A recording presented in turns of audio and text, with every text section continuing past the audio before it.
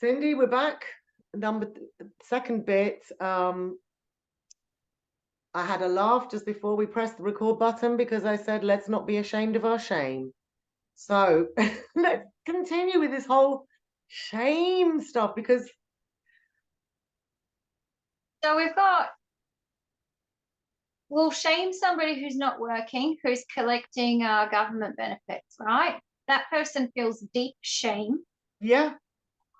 Because of the way they are perceived to be leeching off society and, we've had this rhetoric on Australian television forever. It's programmed into us that somebody who is, taking something off the government is basically leeching. Yeah. And living off the back of, all the taxpayers. These same people who think this way have never actually looked at these budgets of, what these departments are doing with money, like where that money is going and how much of it is going. But let's not go there. We also tend to shame people who have lots of money and go on spectacular holidays. We also want to shame people for enjoying the fruits of their labor or their fortunate position in life. You know what? We just love it. Like, shame is our number one thing. If you see a fat person eating a hamburger, you can't even help yourself. Inside you're like, oh, I've got to stop eating hamburgers, right? Or you think to yourself, if I ever get fat, I'm never eating a hamburger in public because it just looks so bad. So that's that's the environment that exists on planet Earth, then, isn't it? Isn't it, Cindy? It's like this is an environment that exists, and why? Yeah. Why is there this mind control? Because it's all going on there, isn't it?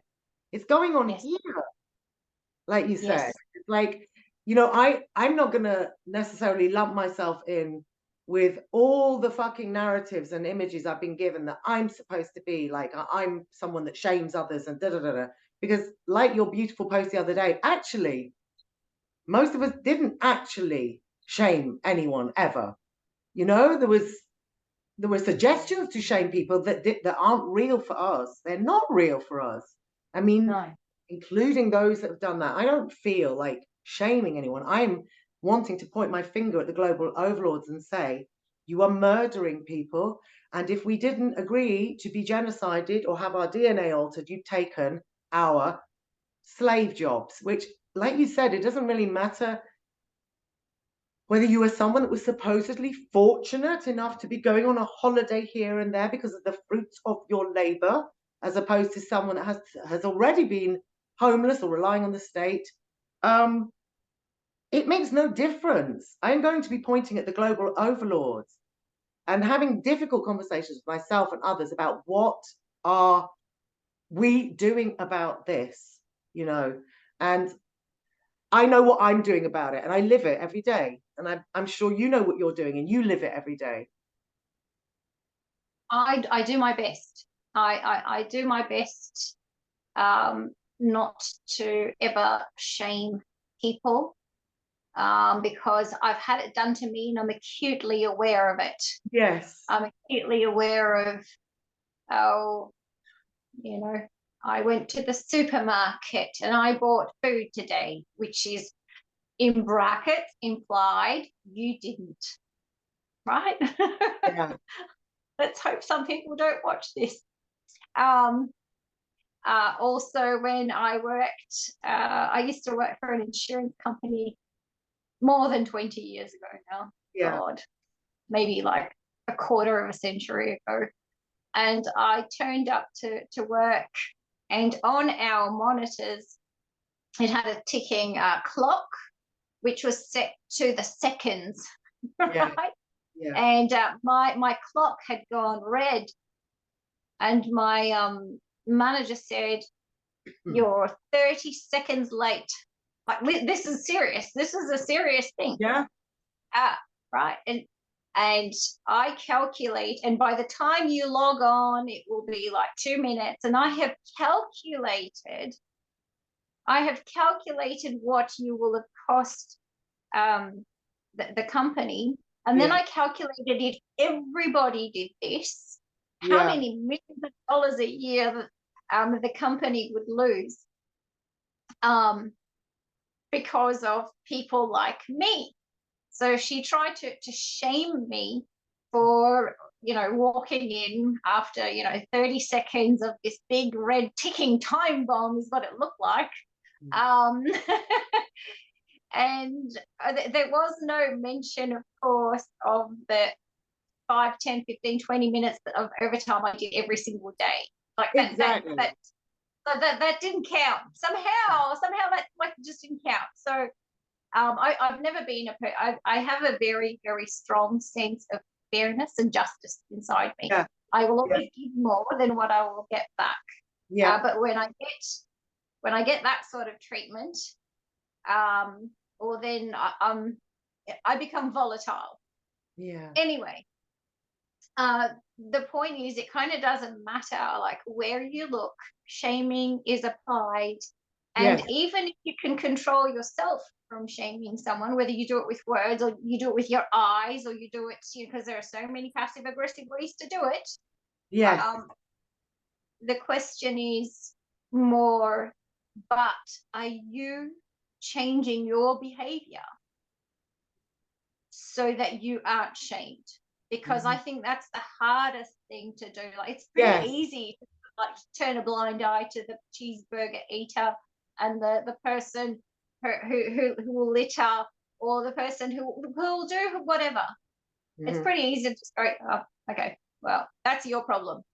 But to not feel it in turn, and to not alter your own behavior, that's pretty hard. That's worth bedding into a little bit, isn't it, Cindy? I'm sure it's what all of us have gone through for the last 3 years of speaking with friends and family, anyone who will listen, and being shamed, and then feeling that feeling in your body that is almost excruciating for the felt sense. Because the ones I identified was shame is being used on me, and the message I'm receiving is that my knowing is hurting everyone else. My need and desire to speak out is hurting my mother, my father, my sister, my aunties, my friends. And most people that had seen me speak out online, because I know a lot of people in this world, because of my, once international touring with a violin, people were getting together to come in through the back door on a Facebook Messenger or an email. We are really worried about your mental health.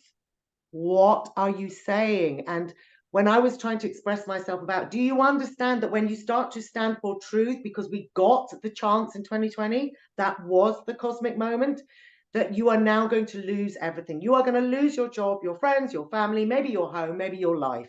I don't know what the outcome is. So I had so many people, it's not like 2 or 3, hundreds accusing me. So it was not just shame. It's like, you are a criminal for saying your piece out loud on a machine. You are a criminal. You are a judgmental, fucked up human being. You are a criminal for speaking your truth, which I like to call the knowing, because they've even fucked with what truth even means anymore.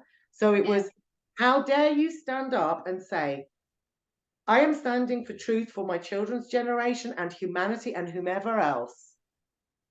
And I'm going to have to do it alone as 5'2" person. I'm seeing there are other people doing it, thank God. And this does not need to translate into I'm telling lies, I'm begging for money, I am a victim, because this is how the shaming and the guilting and the the mind control programming has been working since we were children. So if I say, who's going to support me with no money because I will not comply with programming of the next generation, who is going to support me? Where is the crowdfunder for me? And I'm only saying me as the example, because of course you can't say that, because you'll be told, it's not all about you, you know, it's not all about you. And it's like, no, you're right. It's about serving your overlords, guys. That's what we live in. You know, this is real. This is about obeying. Obey your friend, obey your family, obey the lie, obey the system. And now it's turned into what we're having to call communitarianism, which is decades old already, isn't it, Cindy? It is, and it's huge. And I suppose a very current example is the a referendum we're having here in Australia, and we are in lockstep with the United States and America regarding tribal lands, Indigenous lands, and tribal rights and stuff.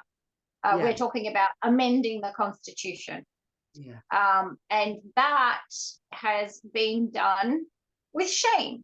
Again, it's like, shame on you, white colonizers.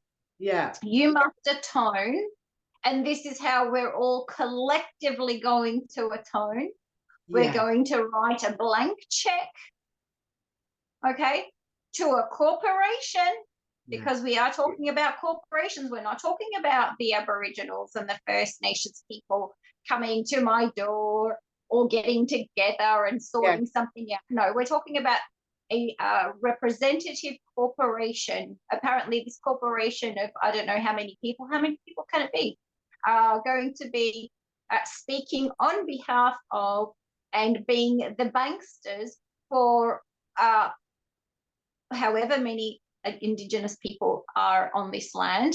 The same for Canada and the same for the United States. And what they step on, the ground that they cultivate, is, well, this is what we did in the past. Well, I can't tell you how much of Australia is actually just of European descent, who came way after the first waves of the colonizers, and even those people were were shoved on a boat because they were convicts and sent here. So exactly how many people are culpable and responsible for what happened to the Indigenous people here is a question in my mind. And why 26 million people will now have to pay reparations. And we don't know what that sum is, because it's a fluid document, what we're talking about. This is a kind of contract that, that is similar to the contracts that we have on our apps on our phones, which update themselves all the time, whether you agree or not, whether you understand the terms and conditions or not. So it's shame on you for what your ancestors perhaps did, even if they weren't here. And so this is, people have been shamed into accepting this, this version of atonement and fairness and justice. And it's this, isn't it? So it's no small thing. Go on. Sorry, Cindy, I was feeling like this is the key word, isn't it? Atonement. Exactly as you said. We, having been here like 5 decades plus, we are supposed to atone for what we are told our supposed ancestors did. There is no evidence to say who's done what, because global overlords or the global management team are running the fucking show as corporations. Like you said, there isn't nation state governments for fucking decades already. There isn't such a thing as a sovereign nation state. It's been called a globalist world for fucking decades. And when I hear you say the word Indigenous, this is what I'm angry about as well. It's like, hello, I am Indigenous to planet Earth. Why are you deciding who is Indigenous? And also, what is it's all identity. Like, we, the corporations, we, the overlords, are deciding you are Indigenous to these lands. but you are not. But like, if you are an incarnated human being, you are indigenous and you have not committed these crimes.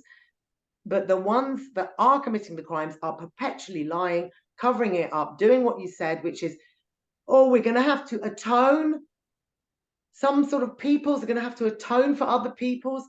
And that's going to come out of your little purse. That's coming out of your pocket money, Mr. and Mrs. Slave. And you carry on working for us. And okay, maybe now 98% of people don't even have jobs. It doesn't make any difference. You're still going to have to atone. Someone will have to do it. And it comes through the pocket, and it's going to come through the shaming of, as you said, this new setup that we're calling communitarianism. Its roots are so far back. And we'll need to shame ourselves into staying in our human ghettos, growing our vegetables that are already poisoned from the skies and the soils. This is not workable. Why is anyone obeying anything? That's my question. Why is anyone obeying anything, especially when it comes to giving pocket monies to genocidal maniacs? Who are we waiting for to sort this out? Who? You know, that's my cosmic question. I'm not waiting for anyone, you know? So we have to keep on saying these things, Cindy, don't we? Yes, yes. And it's the same with the global warming. Yeah. You know, shame on you for the car that you drive, or that holiday that you took. Yeah. All those steaks that you're eating, like shame, yeah. shame. And, you know, we could just change the world if people, you know, selfish people like you stopped doing. I mean, we've got these activists who I understand that to a degree, that the new version of agriculture, their version of agriculture, okay, and farming, yeah, the ones that went and took all the little local farms, the way that we used to traditionally farm, and they took it over with their third industrial revolution and their second industrial revolution and their industrial revolutions in, you know, in general, okay. So they went and mixed, you know, stuffed that all up and made it cruel. Yeah. And so we now have these activists, you know, jumping down the throats of just normal people instead of, and, you know, shaming you if you drive a car. God, if you drive a car in Melbourne and you drive over the bike lane when there isn't a bike there, and, you know, somebody, you know, can see, like, because I was stuck in traffic and I was trying to get into a park. So by definition, I had to go over the bicycle lane to get into the parking spot. And this guy banged on my car to shame me for going over the bicycle lane as though I could have killed him. I was stopped. Everything was stopped. He wanted to have his right of way, you see, because he's higher up in the in the chain of morality. Yeah. Right? This is moral high ground here. Okay. Because if we were all cycling, we wouldn't be stuck in this traffic grid, you know, that whatever that mentality is. The point being is that instead of the climate people and the global warming people and the cyclists going, you know what, each time one of those bombs goes off in the Middle East, Fukushima is still spilling out. Yeah. What amount of energy and fossil fuels are being used right now to create those wind turbines, to make the solar panels, to dig underground, to retrofit historic cities, turn them into smart cities, to lay down the optical fibers, to make these clouds and these sensors and these cameras. Like, what amount of energy is being put into that? And it's a known fact that war is the dirtiest thing on the planet, as in literally dirtiest thing that you can do. Yeah, physically. And they'll point the finger at somebody driving a car, right? Yeah. So this is where we're at. So yes, okay, I am speaking to a morality, but I'm speaking like big picture morality now. Yes. And this morality is very, very deeply embedded in communitarianism, and we're seeing it everywhere. Yeah. Yeah. I mean, this is the bit that scares me, is it's not a future event. It's happening. It has happened, and it's now. And, you know, I wanted to focus on deeper on something you were saying there. And it's like, okay, I'm just checking, like, I'm worried that this 10-minute thing will come up. Let me just carry on. So I'm going to call myself out as the live living example, as one of the live living examples on this planet that decades ago, despite being aware from birth there's something very fishy here, it's like a prison that we incarnate into, it's a captured realm, whatever, born into captivity like wild animals born in a zoo and tranquilized, whatever. So decades ago, the smell of communitarianism was already in my nostrils, but I didn't have a word for it. And I hadn't clocked, hang on, this is like collectivism. Hang on, you know, which was the peasants on the land, or who the authorities decided the peasants on the land, now taking over the world. You're all going to be shamed for anything you've done, for your art, for your minds, for your theatres, your dance, your desire to feed yourselves or whatever. You're shamed now. That's it. It's over for you guys. So this is already fucking seeded on this planet a long time ago. So I smelt the smell without knowing what it was. I danced a dance without knowing what it was. I saw, once I'd had children, hang on, things really are getting worse. They're not getting better as I was hoping for. They really are getting worse. Okay, what is the path for my children? Let me nose around as a mother. Let me nose around at what's going on.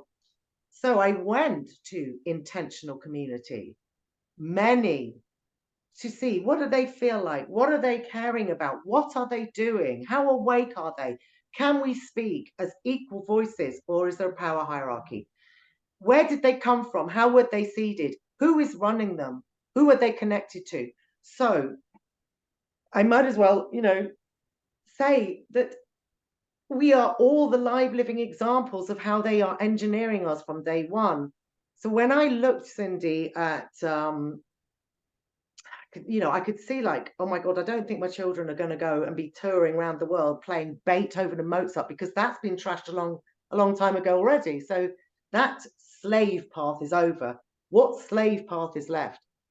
Well, it looks like nature. It looks like nature. Could this be good? Could this not be good? Who's dictating it, and what is it going to look like? So I tried out talking to people from Findhorn. I don't know if you know about that place in Scotland. Okay, so they are definitely a major part of it, dictating to others what the new future should look like, that others are calling communitarianism. They've been doing it for decades. It is about growing vegetables, behaviorally engineering yourself. But of course, that's not the phrase used. It's about circle sharing, you know, coming to terms with what we're doing on this planet, blah, blah, blah. But they're a massive corporation, and they turn over a massive amount of money. So they have the capability to socially engineer people. And yes, they had a very good go. And yes, they convinced me. And they are, you know, attached to loads and loads of different intentional communities that already exist. They are already existing, you know, and they've been here for decades. So I'm going to look at two, just in passing, treesisters.org and Tree Nation, that people can give money to, or you can physically go and join in with circles or feminine somethings and leadership and sisterhood, and who's Indigenous, who isn't, how many trees should we plant, who says where and what, who's an ignoramus, who isn't. This is real, because I've said before many times, I've been sponsoring these people with my slave wage that I no longer have, decades ago. I looked up Tree Sisters and Claire Dubois more deeply just a couple of weeks ago, because I kept feeling like, what the fuck is going on? Because of course it sounds on the outside, plant trees, keep the planet from being trashed by genocidal maniacs, by planet and human-hating maniacs. Yes, let's do it. It took me quite a while to find out that Claire, who used to be the CEO of Tree Sisters, her heroine is Greta Thunberg, and she is bringing in and working for the United Nations Sustainable Goals. But you have to keep going to dig. She doesn't say, hi, I'm working for the United Nations Sustainability Goals, and you are all lower humans than I, and I'm carrying on, and you will give me the money because my handlers and masters have told me to do this. Charles Eisenstein, the same. The more beautiful world our hearts know is possible. Sacred economics. They sound beautiful. I read these books in innocence and benevolence because I felt like, hey, this guy knows what I know, that this is fucked up here. But whose sacred economics are we talking about? Whose beautiful world and whose heart knows it's possible? Because I am done with being dictated to by charlatans that intend to see the next generations enslaved to their voices, their actions, their stories, their narratives. There's hundreds, thousands of them bringing a new story for humanity. It's decades, hundreds of years old. I don't know, thousands, eons. Who's in power on this planet and what are they doing? And when are we going to start going, you need to answer us. You need to answer our questions. You know, why are you going on TED Talks and lecturing everyone about this when you're bringing in a new world order interpretation of what the future should look like? You didn't ask me if this was okay with me. You didn't. You're expecting me to consent because you know I won't consent, and that's why you hide. Yes.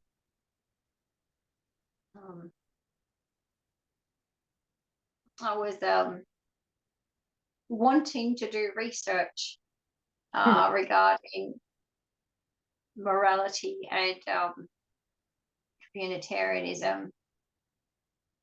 So I started listening to this massive lecture from Harvard. Yeah. As in like big stage and lots of people. It was only an hour long.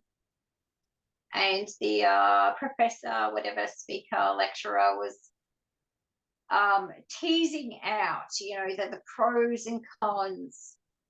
It was, I would have to listen to it another 4 times and diligently take notes because he was marketing, he was manipulating, he was guiding, using the Hegelian dialectic the whole time.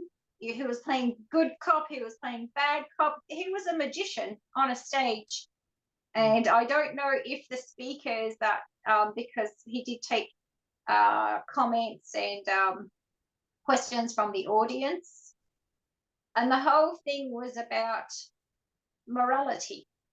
And, you know, is loyalty and is patriotism, and patriotism defined very narrowly, and very, like from the most narrow nano scale of patriotism, like to the family, like loyal to family, to all the way up to the country scale.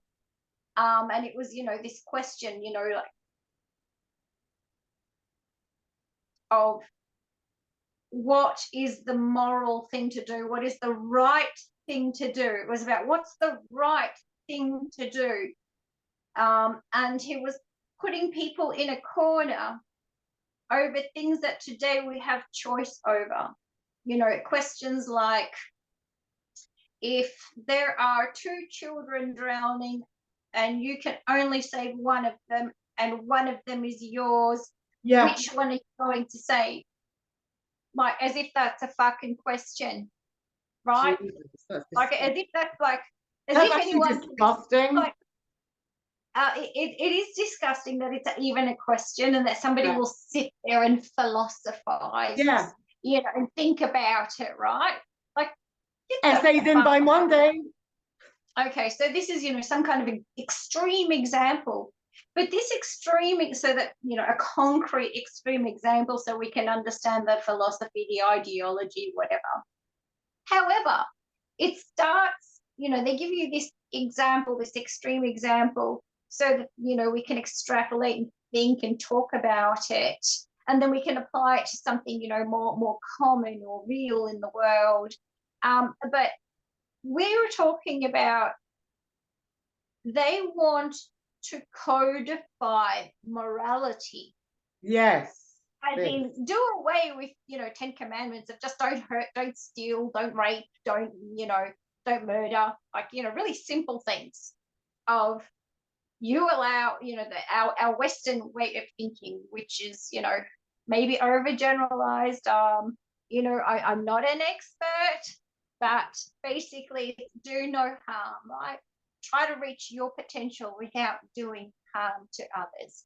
Yeah. If you want to put yourself into the ground, or if you want to be lazy your whole life, whatever it is, as long as you're not stopping somebody else from realizing their potential, and you're not committing crime, as in the basic things. But no, what they want to do is codify what the right thing to do is. Yeah. Because in the end, it will be the algorithms that decide for everyone what the right thing is, based on some consensus of morality. And the most unfortunate part of all this is not just that people, that actual humans aren't being asked, that this is, some massive round table of 7 billion people going, okay, this is what we're going to agree to, or that we're not going to elect people to speak on our behalf. This is about technology and science. Now, we, until now, have not had laws based in technology and science. We've had them based on the Bible, based on the right brain stuff, the humanities stuff, the philosophical, ideological, God stuff. Which is actually, as though, even though it sounds abstracted, the kicker, the paradox, I suppose you might say, is that abstracted thing is the most concrete thing. Because technology and science, although they are something I can sort of like touch and taste and smell and test in a laboratory, these are fluid, because technology and science are evolving. They always will. By definition, they always will. What was scientific, 6 months ago is no longer scientific today. Technology 5 years ago is not what we have now. So when the communitarianism, who want to create a law based on morality and equality and spreading, everything being equal and equitable and inclusive and whatever, will be doing it through the mechanisms of that are allowed through technology, based on scientific principles, which are, I'm going to say the word again because it's one that we now understand, fluid. Science changes every day. It will change. You will never know what you're signing up for. Not like how the abstracted God commandments law are now. It's pretty clear. Don't rape, don't murder. Like these are just really standard things. You don't need to be a genius to work out what they mean. Whereas we're moving into this technocracy, which is, we keep trying to say it's this or it's that. It's like it's everything. It's all that together. So like the technocracy part of it is the vehicle. This is the vehicle that communitarians use. The communitarianism is much more, in my opinion, it's law, it's philosophy, religion. That's what it is. Whereas the technology is the vehicle, how we're going to do it. And you know what's their interfaith religion philosophy thing? It is climatism, scientism, Gaia, and all of that works on the principle of shaming. Shame on you not to recognize that person's gender. Shame on you not to let them live their life.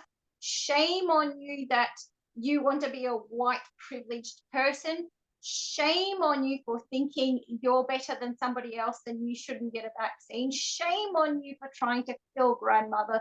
Shame on you for eating that steak. Shame on you for driving. Shame, like this. Like that's it. That's it. So that's it. That's basically it. I don't know what the question is, you know, what do you do about it? I suppose the first thing I can think of is calling it out, Morven. I agree, Cindy. Calling it out and continuing to call it out. And look, we've got 2 minutes. Do you want to do a part 3 or do you want to leave it there for today? That's up to you. Maybe we should leave it there. Okay. I think with that powerful ending, Cindy, we can, because it is exactly that. It is the shame on you that you didn't obey the machine in the sky. Yeah, that you're taking from someone else by just trying to reach your potential as a human being. Yeah.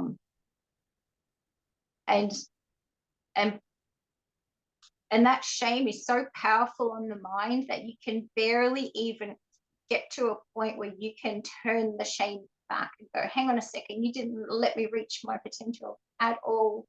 You know, you've cut the wings, you know, you've taken the wind from my wings, you've cut my feet off, you've put my hands in handcuffs, and you're telling me that I should give when I can barely like look after myself. That's exactly that. So we keep calling it out. That's all we've got left. Cindy, thank you. Thank you. See you later.